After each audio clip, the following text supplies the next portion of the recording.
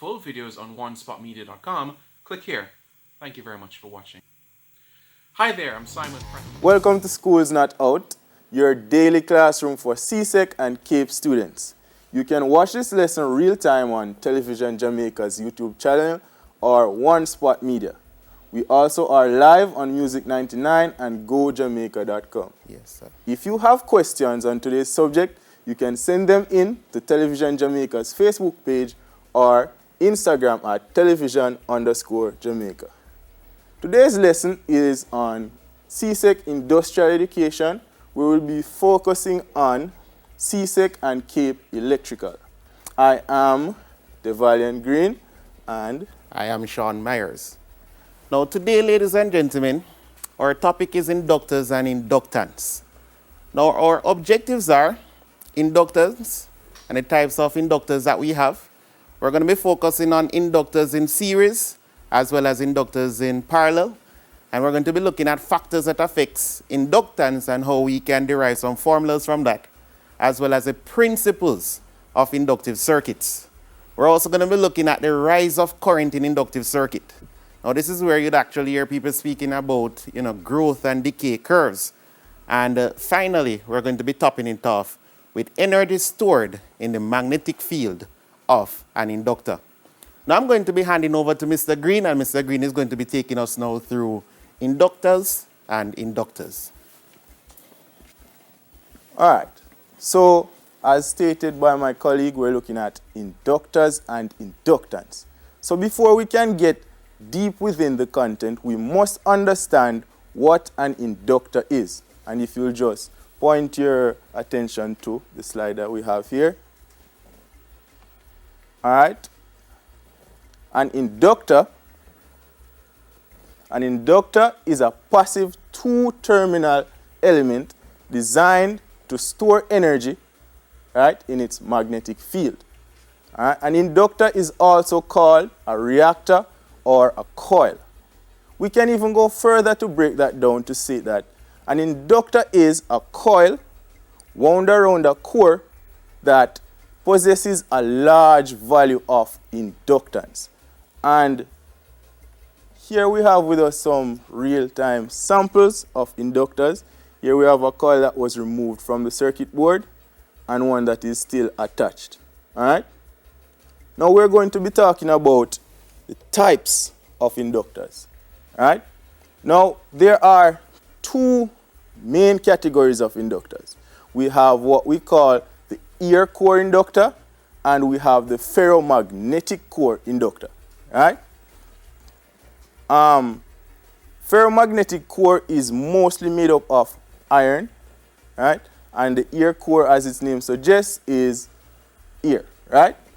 Now, inductors normally have a standard or steady value of inductance, but we also have what we call variable inductors. Now, you may be wondering, right? Why are inductors important? Where are they used? Inductors are basically, they provide what we call a resistance to the change of flow in current. And this characteristic of inductors is very important when we look at rectifier circuits, right? And inductors are found commonly in day-to-day devices. So if you check your televisions, your radios, you can find inductors paired with capacitors. All right.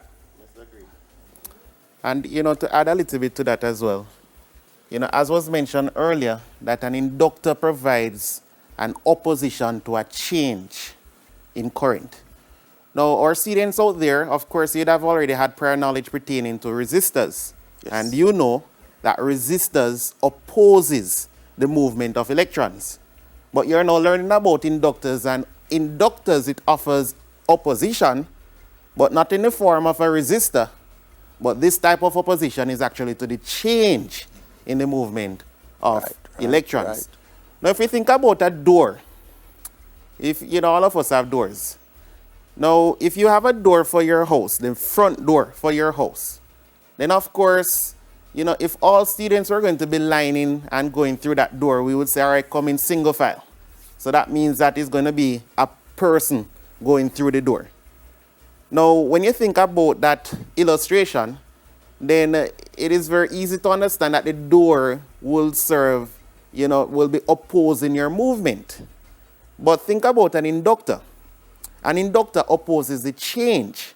So if you're coming in single file, then it will allow you to come in single file. But what the inductor will oppose, on the other hand, is if you should choose to come in pairs, or you should choose to come in groups of 3s or 4s. It will oppose the change. While on the other hand, the resistor just opposes, the movement of electrons, so to speak. So we really hope that you understand that definition very clearly, because it is very imperative in your upcoming exams. All right. Thank you, Mr. Myers. Now, moving on. We just discussed the principle or concept of inductors, right? Now we want to know specifically what is inductance. And inductance, simply put, is the opposition to the change of flow of current, right? Now, there are two main ways in which induction takes place. And as you can see on our slide here, the first method is known as self-induction. I'm just going to read what we have here. Now, if changing current flowing through a coil produces an EMF or an electromotive force in the same coil, it is called self-induction. And just to clarify or explain what that is saying, basically that principle is based upon current flowing through a coil will generate what we call a magnetic field. Once this magnetic field comes in contact with the coil or cuts across the conducting wires, it will generate or induce a voltage within the coil, and that is known as self-induction. All right? Our second method is known as mutual induction. Now, once you hear the term mutual, you know that this is taking place between two or more parties right off the bat, right? So now we have here the changing current flowing through one coil will produce an EMF in another coil, and this is called mutual induction. So basically what we're saying is that if we have two inductors in close proximity to each other, the magnetic field of the neighboring inductor will induce a voltage in the other. All right? And that is what we call mutual induction. All right? Hope you're paying attention. Moving on. All right. We want to look at how inductors operate in simple circuits. All right? And if you have an electrical background, I know you will know how we calculate resistors in series and resistors in parallel. Now, I'd just like to point your attention and let you know that inductors operate basically the same way as a resistor in series or a resistor in parallel. And from that, we can go ahead and derive our formula that the total inductance, or LT, is equal to the sum of the inductors within the circuit. So here we would have the formula LT equals L1 plus L2 plus L3. And you can have a varying amount of inductors within a circuit. The formula doesn't change. So if you have 4 inductors, you know you'd have L1 plus L2 plus L3 plus L4, and so on and so forth. All right. All right. So now what we're going to be looking at is the said circuit here that we have on our PowerPoint. We're going to be looking at that circuit on our board. So as you would have observed from the slide, that L1 is 10 henries, L2 is 20 henries, and L3 is 30 henries. Now, of course, you would have derived from this that the unit for inductance is actually the what? The Henry. And its symbol is a capital H.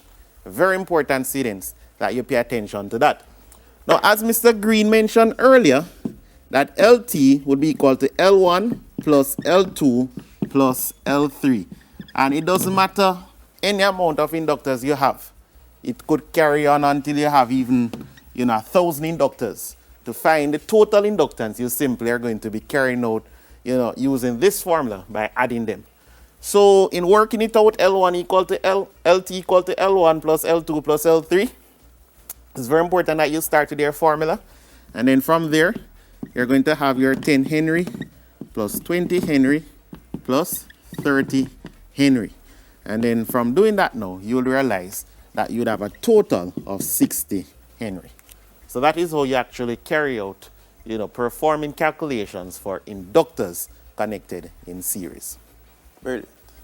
All right. So as we mentioned earlier, inductors in series operate similar to those of resistors in series. And it's the same for inductors in parallel.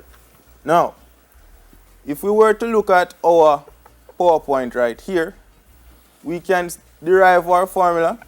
LT would equal to 1 upon the value of L1 plus 1 upon the value of L2 plus 1 upon the value of L3. And just as we mentioned with the series, inductors in series, you can have a varying amount of inductors within any given circuit. So you would continue using this formula just the same to suit the circuit, right?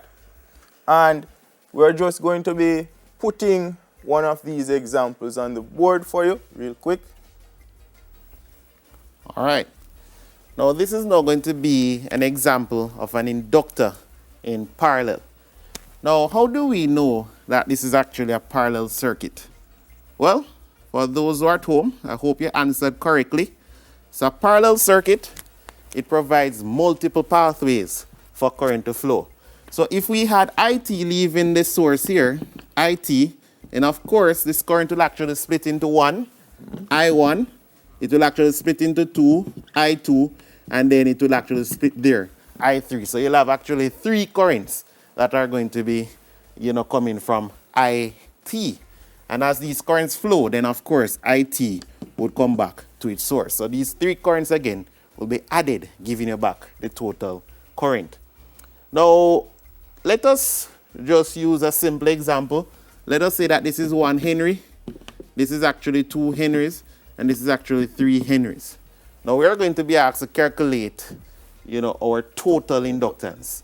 Now the formula, if you look at 1 over LT, which is equal to 1 over L1 plus 1 over L2 plus 1 over L3, and this could carry on to any number of L, 1 over Ln.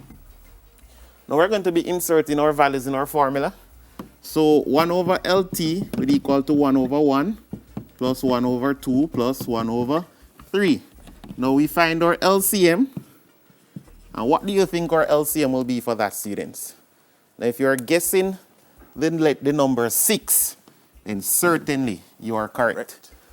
So in reducing this now, 1 into 6 goes, nice, 6 times. 2 into 6 goes 3 times, and 3 into 6 goes 2 times. Now if we add all of these, 6 plus 3 plus 2, we would have 11 over 6. So 1 over LT would be equal to 11 over 6. But bear in mind, students, that what we're trying to find here is actually what? LT. Yes. Now 1 over LT is not LT. So we need to find the reciprocal of this.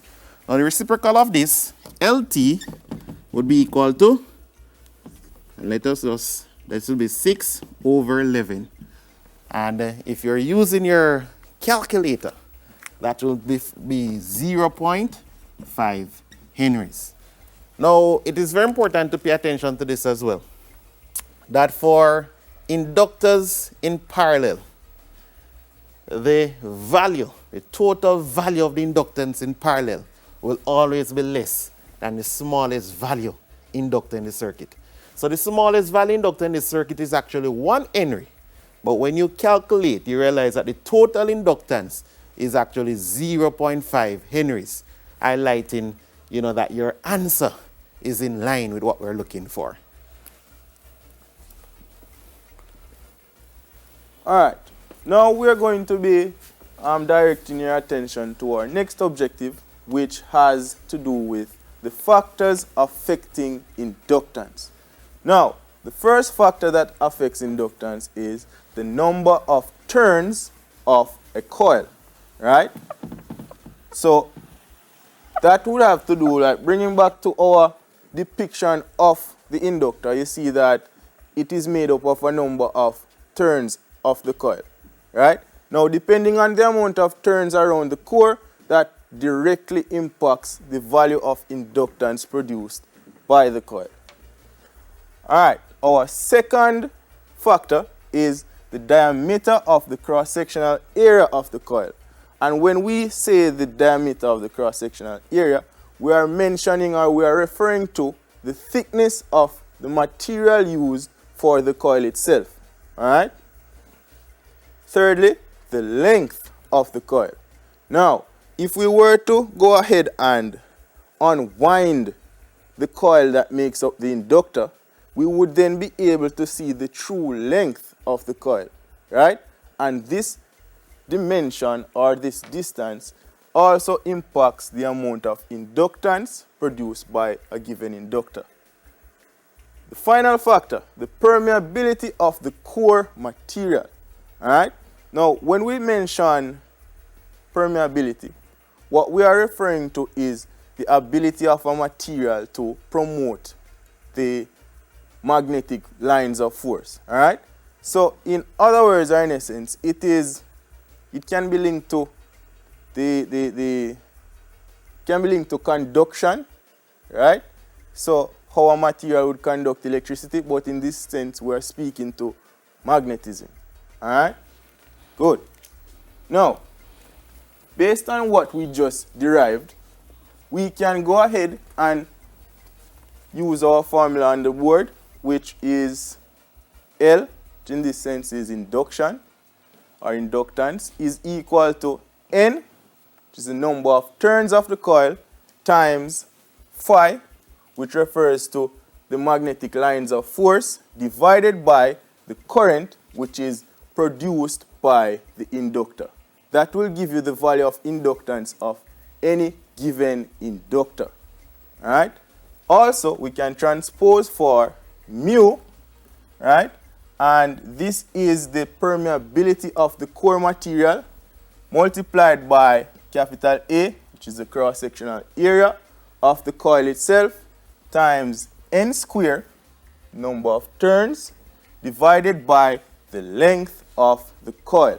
And these two formulas will go ahead and give you the value of inductance of any given inductor. All right? I can also add something there, Mr. Green. That we have a lot of students at home right now. Some students, they're in grade 10, some are in grade 11, some are in grade 12, and you have students as well who are in universities pursuing career along this path. Now, based on what we have discussed so far, you realize that it is applicable to all, but it is actually now based on your level. You know, questions will be derived or, you know, come up with based on your level. Now, if you think about it, you know, if we should just put back a simple series circuit with inductors on the board, we have two inductors in this circuit. These are two inductors, L1, L2. Now, CSEC could simply say to students in grade 10 and 11 that, okay, this is 5 Henry, and this is actually 3 Henry. So you know that the total inductance, based on what we would have stated earlier, would actually come up to being 8 Henrys. But for those who are in grade 12, now this is where things get a little bit interesting. Because CSEC will say to you that, look here, this is 5 Henry, but when it comes to this inductor right here, the permeability of the core material is XYZ. The cross-sectional area is whatever meters squared. Its number of turns is, and the length of the conductor. So now you would have to know this formula to come up with the what? The inductance for that particular inductor. And then now from there, you'll be able now to resolve, you know, the circuit. All right. Now we're going to be looking at inductive circuits, the opposition to the change in current. Yes, sir. All right. All right. So now we're going to be taking over from Mr. Green right here. And, you know, in talking about inductive circuits, of course, as we mentioned earlier, that inductive circuits refers to the what? The opposition to a change in current. Now, there are certain principles for us to understand. A current-carrying conductor develops a magnetic field. Now, if the field is changing, ladies and gentlemen, then one thing that we can assume is that the current is also changing. Now, a changing field is referred to as a moving field. That simply means that the field will either be expanding or collapsing. Now, another principle for us to pay attention to, and this is where the electromagnetic induction comes from. If there's relative motion between a conductor or coil and the magnetic field, then a voltage is induced in the conductor or coil. Now, let us look at what we're saying here. This is an example. Let us say that this is a conductor or a coil. And if there's relative motion, as was stated earlier, then what is going to happen is that you're going to have induction taking place. A current will be induced in the conductor or coil. Now, based on that, we are going to come up with, there's a law that speaks to that. And that law, ladies and gentlemen, is Lenz Law. So that is what we're having right here on our screen, Lenz Law. Now, Lenz Law speaks to the direction of that induced EMF. Is always such that it tends to set up a current opposing the motion of the charge of flux. Now, if we look at the board, and let us see if we can actually clean off the board. And we're going to take it to the board shortly. Now, when we talk about Lenz Law, sometimes in Jamaica we think about a bad mind thing taking place. Lenz Law speaks to that. We're going to be talking about an applied current, and we're going to be talking about an induced current. Now, what causes the induced current is a good question. Well, you will realize that the induced current is as a result of the applied current. The induced current is as a result of the applied current. But instead of the induced current supporting the applied current, you know what it does? It fights against it. It opposes it. And that's a bad mind effect. So anytime you think about Lenz Law, always remember that, that bad mind thing that takes place. So let us look now at our board. And Mr. Green is nicely drawing that lovely circuit for us on, the board. Now, in speaking about this circuit, 1 minute there, Mr. Green. So in speaking about this circuit, all right, let me just take over from here, Mr. Green. So this circuit here, let us say we have a supply voltage. Now, this supply voltage, as a result of it, we're going to have our applied. This is the current that results as a result of our applied, as a result of our supplied voltage. Now, this applied voltage, it comes and it flows through our coil that is right here. And as a result of this applied voltage, then, as was stated earlier, that this coil is going to develop a what? A magnetic field around it. And because of that magnetic field, then an I induce will be developed. That is our induced current. But this induced current, it will not flow in the same direction as our applied. But what it will do is that it will oppose our applied. So that is where Mr. Green has this formula that IT would actually be equal to I applied minus or what? I induce, opposing. And that is what Lenz Law actually speaks to. Now, it is very important that we understand this clearly. Very important. Because where we're going to be heading in terms of, the rise of current in inductive circuits, then, this Lenz Law is going to be coming back to the fore. Now, if we should look at the rise of current in inductive circuits now, then let us look at a circuit quickly on the board. And for this circuit, we're just going to add a resistor. So we're just going to add a resistor to this circuit. So let us just add a resistor to this circuit.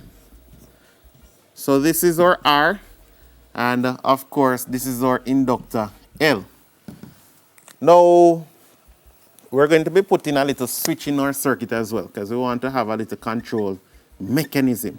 So let us say that the switch is closed. Now, when the switch is closed, then you notice that there are a few things that will be happening. For one, the current that is flowing through the inductor will be rising. That is one important thing. The current that is flowing through the inductor, it will be rising.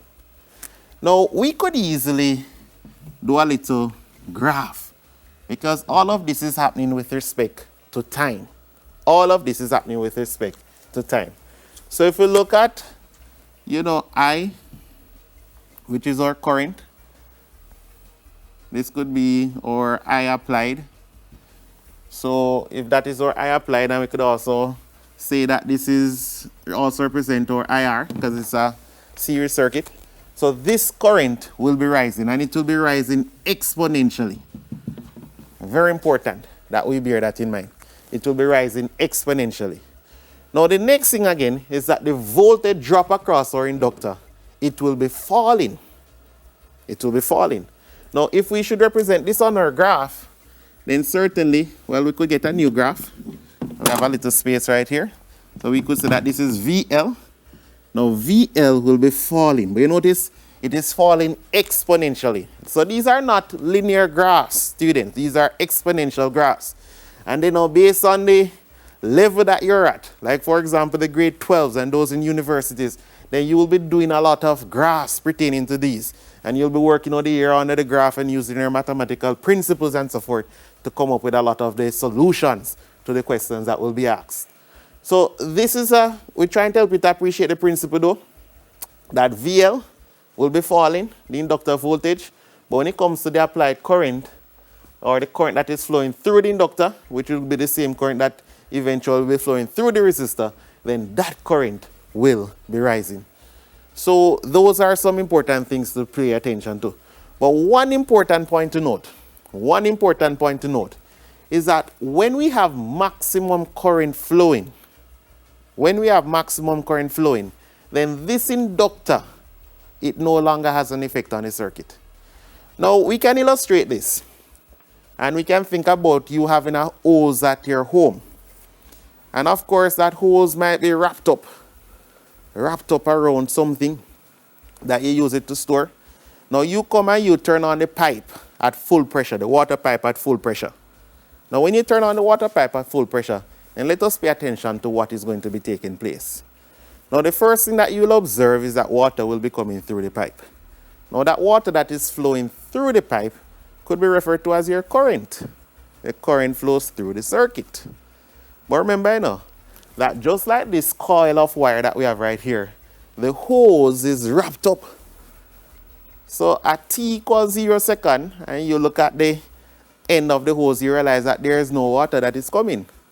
But as time starts to pass, you realize that the water is gradually, the pressure of the water is gradually increasing until, probably after a few seconds, you realize that all of that wrapped hose, it no longer has an effect on it. Because guess what happened? The water is now coming at normal pressure. So whether you length out the hose or not, the water is coming at normal pressure. So this is what we're stating, students, that once you have maximum current flowing through the circuit, then the inductor no longer has an effect on the circuit. It now boils down to you just having a resistor in the circuit. And when we come back, we're going to be talking a little bit more about that. Mr. Green. All right, guys, if you have any questions on what we've done so far, you can send them in on our various platforms, and I will see if I can answer in the final segment. When we come back, we answer your questions and wrap up. Stay with us. Nice.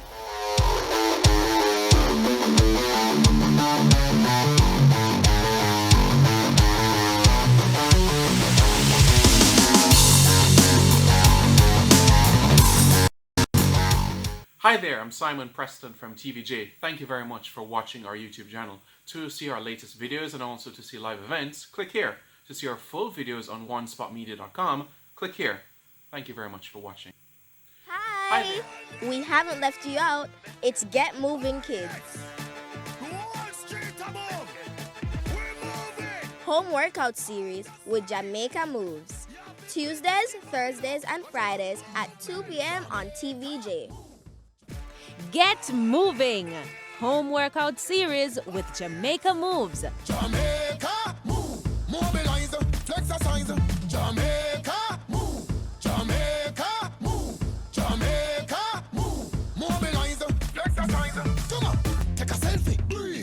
Mondays, Wednesdays, and COVID-19 tip.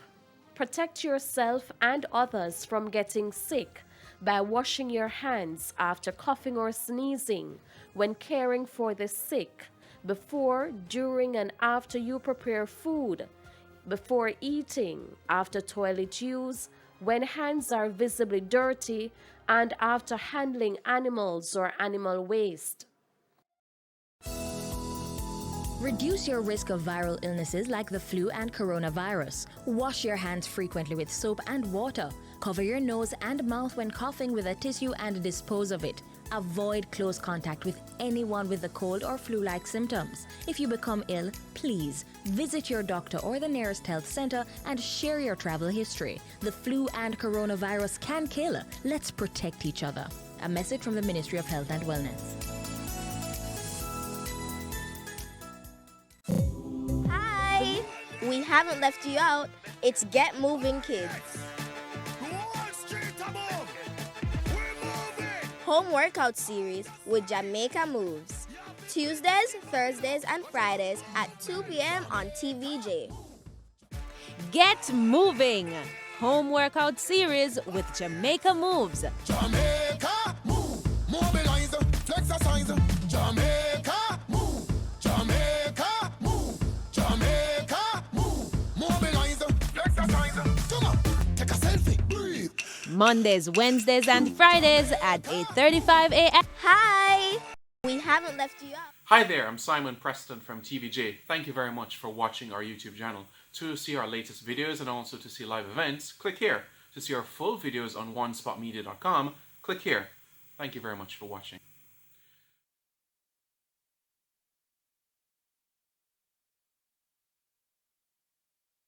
COVID-19 tip. Protect yourself and others from getting sick by washing your hands after coughing or sneezing, when caring for the sick, before, during, and after you prepare food, before eating, after toilet use, when hands are visibly dirty, and after handling animals or animal waste. Reduce your risk of viral illnesses like the flu and coronavirus.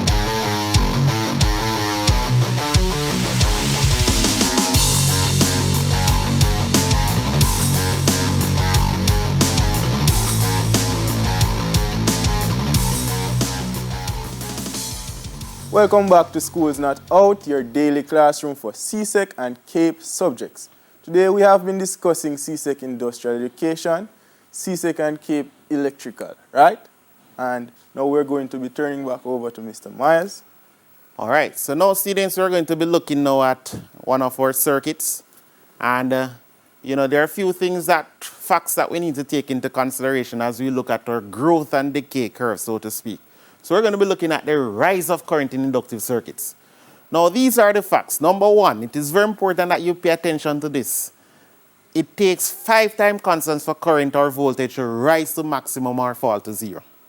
So how long? 5. Remember we were talking a little bit earlier about the O's. So how long would it take for that water pressure to be steady?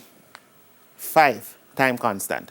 Now, a time constant for an inductive circuit is actually tau would be equal to L over R.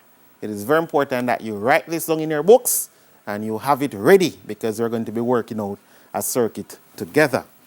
Now, as we look on, there are 2 factors that it is very important that you pay attention to as well. One is referred to as the rising factor,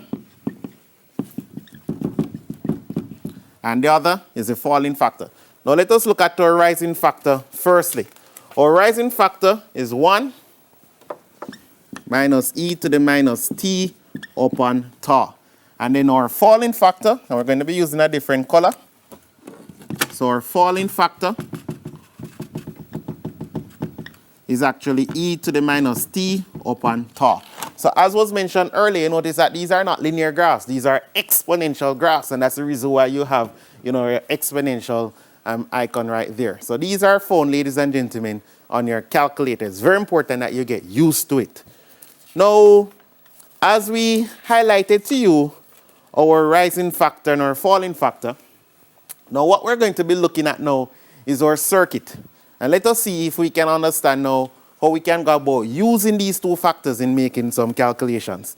Now, if you look at their circuit, if you look together at your circuit now, you realize here that your circuit, it has a 100 millihenry inductor in it, and it also has a 20 kilo ohm resistor in it. And your voltage supply is actually 20 volts. Now let us see who can actually work out the circuit, work out their circuit, and actually come up with the correct time constant. I'm going to give you like around 10 seconds to do that while I raise the board and see if I can also put, you know, my time constant on the board as well. So Mr. Green, can just clean off. All right. So I hope you're coming up with it, students. So remember the formula that you're using. So for your time constant, tau is equal to L over R. All right. Now, let us look at our board together now. So your time constant tau is equal to L over R. All right. Now, what is your L? Your L is equal to what? 100 millihenry. And your R over R, which is what? 20 kilo ohm. Now, you know that milli is times 10 to the negative 3 Henry over R, which is what? 20 times 10 to the 3 ohm. Now, when you calculate all of that, students, what did you get for your answer? Well, 5 times 10 to the negative 6 seconds. Or, if you want to use your units, it will be 5 microseconds. All right? So that is what we receive for our what? Our time constant. Our time constant for this circuit is actually 5 microseconds. Now, what if we were asked, you know, what is happening at 15 microseconds? But before we move on to 15 microseconds, remember we mentioned, you know, that it takes 5 time constant for the current to rise to its maximum or fall to 0. Now that is very important because, you know, if we should calculate for this circuit, for it to reach a maximum, then it is 5 time constant, 5 tau. So maximum is equal to 5 tau. So 5 times 5 microseconds equal to what? 25 microseconds. So if you remember your graph, remember we mentioned that your inductor current will be rising as well as your inductor current will be rising. So let us just use this color. So your inductor current will be rising. All right, so if you look at your inductor current as well as your IR, your resistor current, it will be doing what?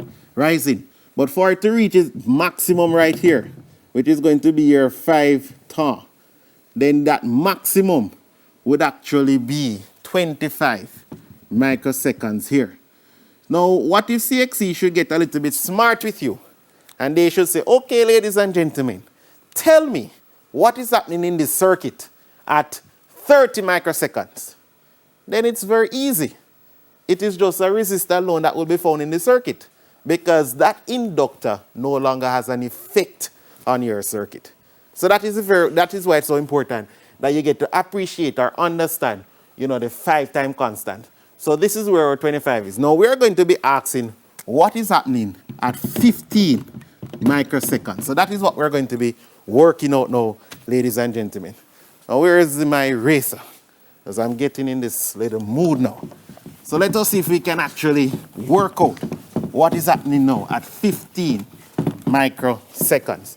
Now, if we're going to be calculating at 15 microseconds, and we're going to be asking, what do we want to find? Now, at 15 microseconds, let us say that we want to find our IL. What is our IL at 15 microseconds? Well, you remember earlier we said our IL is what? Rising. So IL will be equal to what? To find I, then it is V over R. And then we're going to be putting our what? Our rising factor, which is 1 minus e to the minus t upon tau. Now, all we need to do is actually fill in some stuff. Now, our V here is what? 20 volts. Our R is 20 kilo ohm. Or 20 times 10 to the 3. And then now we're going to be putting our factor. 1 minus E. And remember our time. What is the time? The time that was given to us is what? 15 microseconds. So that is where we have a what? Minus 15 microseconds. And remember our time constant that we calculated earlier was what? 5 microseconds. Lovely. Nice that you're paying attention. 5 microseconds. So we have our 5 microseconds. And then we can close our bracket. Now, if we should just move on to this side of our board, then we're going to be reducing our circuit now. So if we should say IL is equal to what? 20 volts divided by 20 kilo ohm. Then we will end up with what? 1 milliampere, or 1 times 10 to the negative 3 amperes. And then now if we're going to be simplifying what is in our bracket, 1 minus E, you notice we have here negative 15 microseconds divided by 5 microseconds. What did you calculate? 3 microseconds. Well, 3 seconds rather. So that will be what? E to the negative 3 seconds. Now, having done that, students, it is very important that you know how to put this in your what? Calculator. Very, very, very important. Now, having done that, 1 times 10 to the negative 3 amperes, and then 1 minus E to the negative 3 seconds. Then what we're going to be calculating is that we will end up with our circuit having 0.95 milliamperes. So this is how we actually go about using our rising factor. And we're just going to be putting our falling factor on the board because we're wrapping up. So VL, you know that VL is actually falling. So our falling factor, you know, if we want to calculate VL at 15 microseconds, then we know that our total supply voltage is what? What we need right there. And then it will simply be E to the minus T upon tau. So that will be what? 20 E to the minus 15 upon 5, what is equal to 20 volts, E to the negative 3. And that will work out to 1 volt. That is what it will work out to, 1 volt. So we really appreciate the time and your energy. We're going to hand over to Mr. Green. All right, guys, that's all today for CSEC Industrial Education, CSEC and Cape Electrical. We hope you grasp most of the points we discussed. You can catch a repeat of today's lesson on JNN today at 4 p.m. and in the Schools Not Out highlights on Saturday between 1 and 4 p.m. right here on TVJ. It also will be on video on demand on One Spot Media. Until next time, I am Mr. Green, and this is... My name is Sean Myers.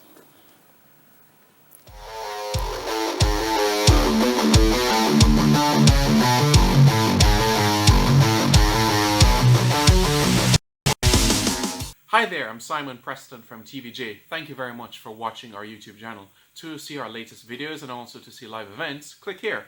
To see our full videos on onespotmedia.com, click here. Thank you very much for watching. Hi there, I'm Simon Preston from TVJ. Thank you very much for watching our YouTube channel. To see our latest videos and also to see live events, click here. To see our full videos on